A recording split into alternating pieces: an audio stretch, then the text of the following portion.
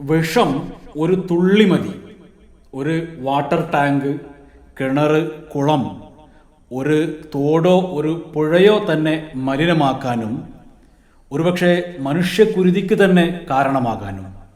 തദ്ദേശ സ്ഥാപനങ്ങളിലേക്കുള്ള തെരഞ്ഞെടുപ്പിൽ കഴിഞ്ഞ പ്രാവശ്യം ചേന്നമംഗല്ലൂർ ബെൽറ്റിൽ വെൽഫെയർ പാർട്ടിയും UDFും തമ്മിൽ സഖ്യത്തിലായിരുന്നു. അങ്ങനെ അവർ തെറ്റില്ലാത്ത വിജയം കൈക്കലാക്കി. മാത്രമല്ല, ഒരു UDF വിമതന്റെ സഹായത്തോടെ LDF മുക്കം മുനിസിപ്പാലിറ്റിയുടെ ഭരണം ഏന്തി വലിഞ്ഞ് കൈക്കലാക്കുകയായിരുന്നു. എന്നാൽ ഇത്തവണ ചേന്നമംഗല്ലൂർ പ്രദേശത്തെ ഒരു പാഷാണത്തല കാരണം UDF വെൽഫെയർ ബന്ധം ഇല്ലാതായി. സംഭവിച്ചതെന്താ? റിസൾട്ട് വന്നപ്പോൾ UDF പൊടി പോലുമില്ല കണ്ടുപിടിക്കാൻ എന്ന പരുവത്തിലായി ചേന്നമംഗല്ലൂർ പ്രദേശത്ത്. മുക്കം മുനിസിപ്പാലിറ്റിയിൽ LDF ആവട്ടെ ഒരാളുടെയും സഹായമില്ലാതെ CPIM സ്വന്തം ഭരിക്കാവുന്ന ഭൂരിപക്ഷം നേടിയെടുക്കുകയും ചെയ്തു. കേരളം ഒന്നടങ്കം ഇടതിനോടിടഞ്ഞപ്പോൾ കാരശ്ശേരി പഞ്ചായത്തും മുക്കം മുനിസിപ്പാലിറ്റിയും ഇടത്തോട്ട് ചാഞ്ഞിട്ടുണ്ടെങ്കിൽ കാരശ്ശേരിയിലെയും മുക്കത്തെയും UDF പ്രവർത്തകർ വളരെ ഗൗരവത്തിൽ ചില കാര്യങ്ങൾ ആലോചിക്കേണ്ടതുണ്ട്.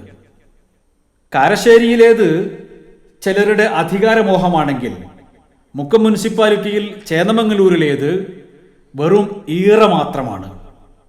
അതാകട്ടെ ഒരൊറ്റ പൊട്ട തലയിൽ ഉദിച്ച കുബുദ്ധിയും.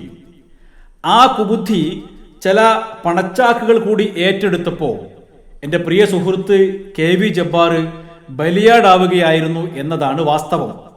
ചേന്നമംഗല്ലൂരിലെ ഈ നികൃഷ്ട ജീവിയെ UDF, വിശേഷിച്ച് മുസ്ലിം ലീഗ് തിരിച്ചറിയേണ്ടിയിരിക്കുന്നു.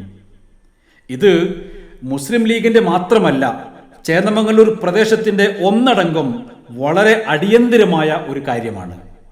ഇപ്പറഞ്ഞ ഈ പാഷാണത്തലയ്ക്ക് പിന്നിൽ വേറെയും ചില ക്ഷുദ്രശക്തികളുണ്ട് എന്നുകൂടി നാം തിരിച്ചറിയേണ്ടിയിരിക്കുന്നു.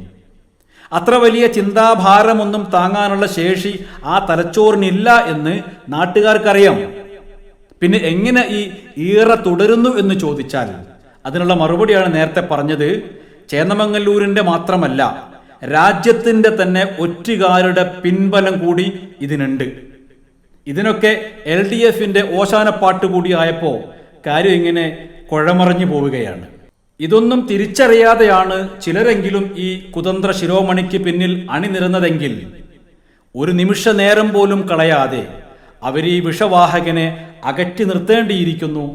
അത് UDFനോ മുസ്ലിം ലീഗിനോ മാത്രമല്ല, ചേന്നമംഗല്ലൂരിൻ്റെ തന്നെ വലിയ ഒരു ആവശ്യമായി മാറിയിരിക്കുകയാണ്.